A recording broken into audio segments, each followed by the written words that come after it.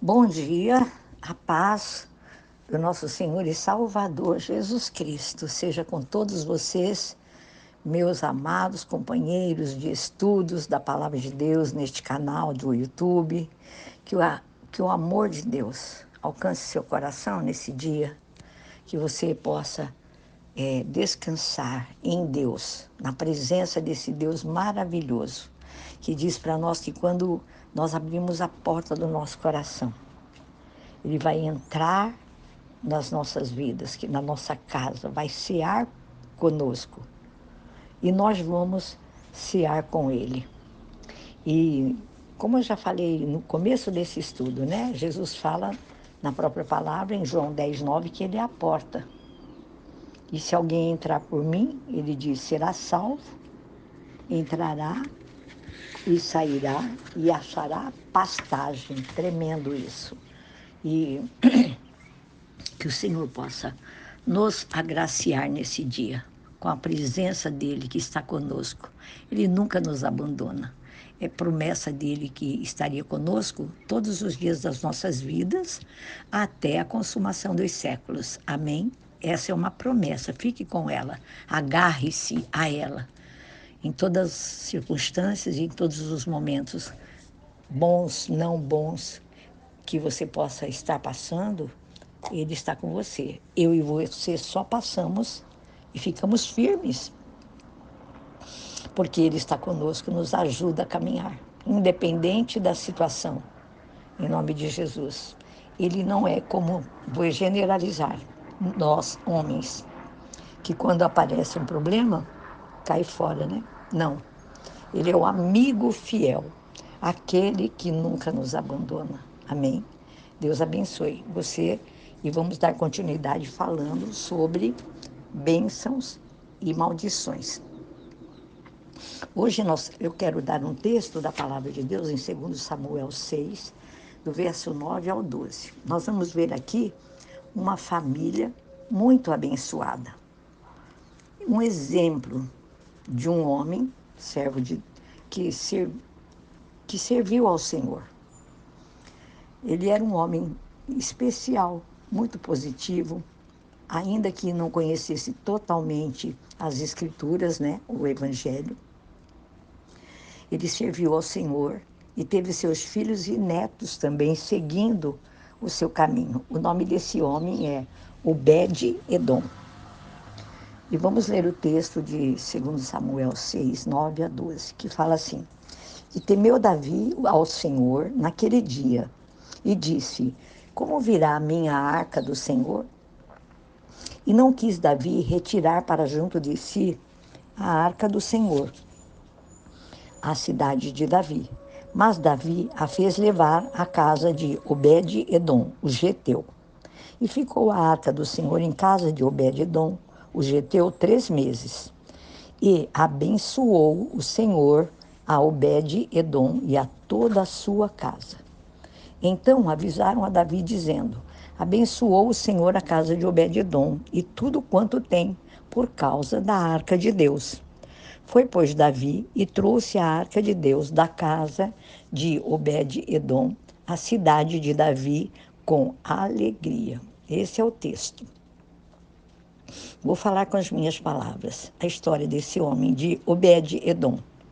Ele era geteu, não tinha muita sabedoria, nem conhecia tanto a palavra de Deus. Entretanto, ele decidiu fazer a coisa certa. A arca representava Deus. A arca ficou na sua casa por 3 meses. E ele aproveitou aquele tempo para ensinar a sua família, a sua esposa, seus filhos, a estarem mais perto da arca de Deus. Ele se interessou, ele ouviu a voz de Deus e decidiu obedecer. O tempo passou e a casa de Obed-Edom foi muito abençoado, conta a história bíblica, com a presença da Arca da Aliança, que representava a presença do próprio Deus. E a arca foi tirada de lá e levada para Jerusalém. Mas quando Davi precisou de um porteiro, de um guardião para a Arca da Aliança de Deus, com os homens, lembrou-se de Obed-Edom. Este O Obed-edom, a Bíblia fala que ele se alegrou, porque era mais uma oportunidade para ele estar perto da presença de Deus, junto à arca. Eu falo uma pergunta para você, para mim. Você quer estar mais perto da presença de Deus? Você quer levar a arca de Deus para dentro da sua casa? Conservar a arca de Deus dentro da sua casa? Amados, a maneira de você e eu termos a arca de Deus dentro da nossa casa, estarmos mais perto da arca de Deus, é você ser assíduo, ter assiduidade na leitura da palavra de Deus. É nós sermos obedientes à palavra, obedientes às autoridades que Deus colocou sobre as nossas vidas. É ter vida de oração, é ser cheio do Espírito Santo, é ouvir e cantar louvores a Deus, é ter joelho no chão, amados, todos os dias, uma entrega diária.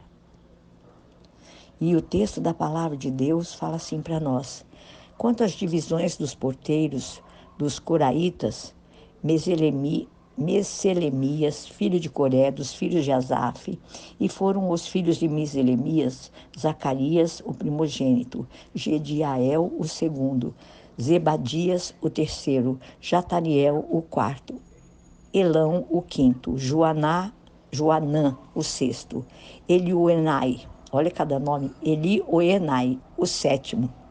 E os filhos de Obed-edom foram Semaías, o primogênito, Josabade, o segundo, Joá, o terceiro, Issacar, o quarto, e Natanael, o quinto. Amiel, o sexto, Issacar, o sétimo. Peuletai, o oitavo, porque Deus o tinha abençoado.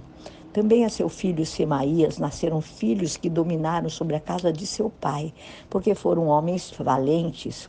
Os filhos de Semaías, Otoni, Rafael, Obed e Eusabade com seus irmãos, homens valentes, Eliú e Semaquias. Todos estes foram dos filhos de Obed-edom. Eles e seus filhos e seus irmãos, homens valentes e de força para o ministério. Ao todo, 62 de Obed-edom. Isso, irmãos, está lá no livro de 1 Crônicas, onde conta essa história. Capítulo 26 de 1 Crônicas, do 1 ao 8. Você pode pensar assim, nossa, eu li para vocês, irmãos, para vocês verem quanto Deus abençoou essa família, a família de Obed-edom. Então, você quer ter uma família abençoada? Você quer ter filhos, netos, parentes, irmãos valentes e capazes para servir a Deus no ministério? Já pensou nisso? Que maravilha, irmãos! Então, não abra mão de tê-los no ministério do Senhor, de ensinar a eles o caminho do Senhor.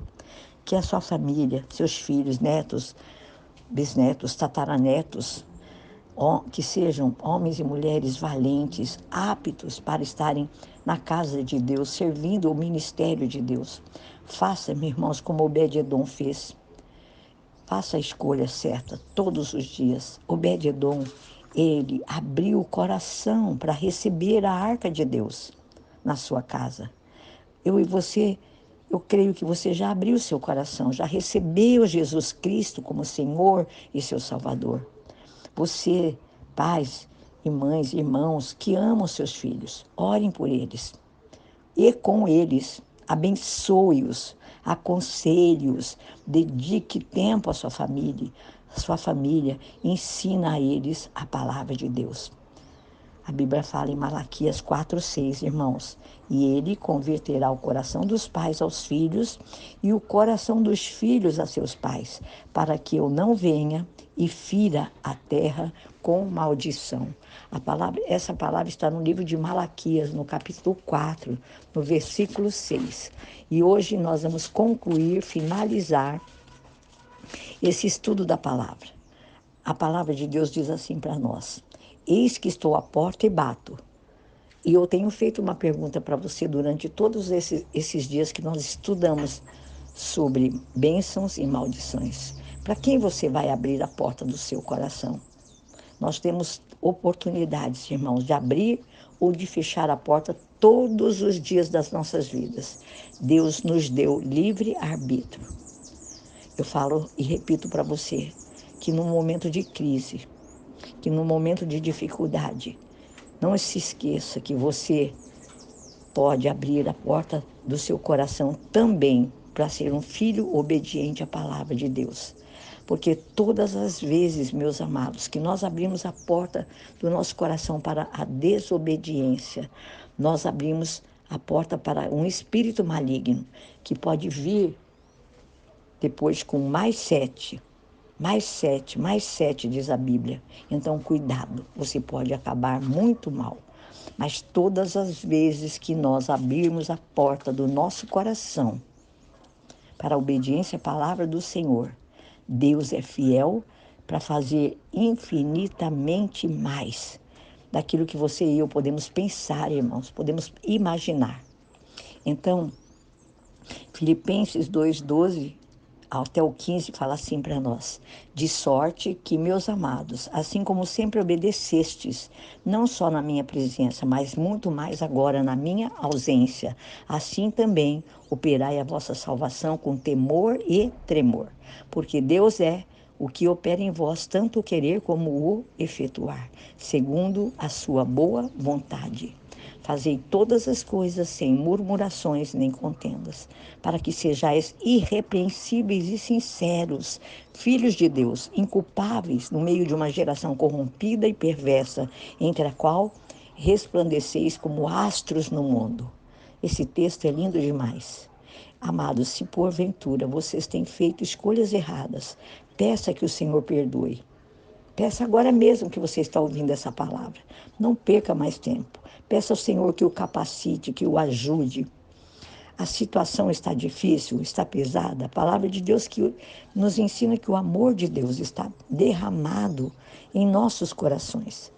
E é Ele que nos capacita a cumprir a sua vontade. É Ele que é a nossa força. Você pode até estar dizendo: os meus antepassados, lá atrás, nas minhas gerações, fizeram escolhas ruins, escolhas erradas. Agora, eu te pergunto, será que esses demônios vieram de geração em geração?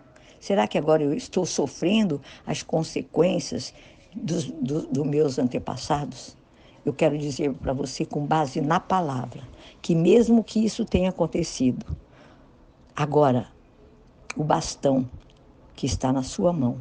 Agora é seu tempo na corrida de vencer tudo isso. Você pode fechar a porta ou abri-la. A decisão é sua. Então você não pode escolher a sua geração passada, mas você pode escolher a sua geração futura. Então você e eu podemos deixar uma herança de bênçãos para a nossa geração. Nada pode frustrar os planos do Senhor, meus amados, na sua vida, na minha vida, na vida dos seus descendentes. Quebre toda a maldição com poder e autoridade que nos foi dado pelo sangue de Jesus Cristo, nosso Senhor. Que Deus possa, amados, estar abençoando você, seu lar, sua família e toda a sua descendência, em nome de Jesus. Amém? Finalizamos aqui esse estudo, que é uma bênção. Não deixe de repartir com outros, não deixe de orar sobre todos os textos, todos os ensinamentos da palavra de Deus, sobre esse estudo, sobre bênçãos ou maldição. E não se lembre, não se esqueça, aliás, abrir ou fechar a porta do seu coração é você e eu que decidimos. Amém? A chave está com você. A porta abre-se pelo lado de dentro. Entendeu isso? Que Deus te abençoe.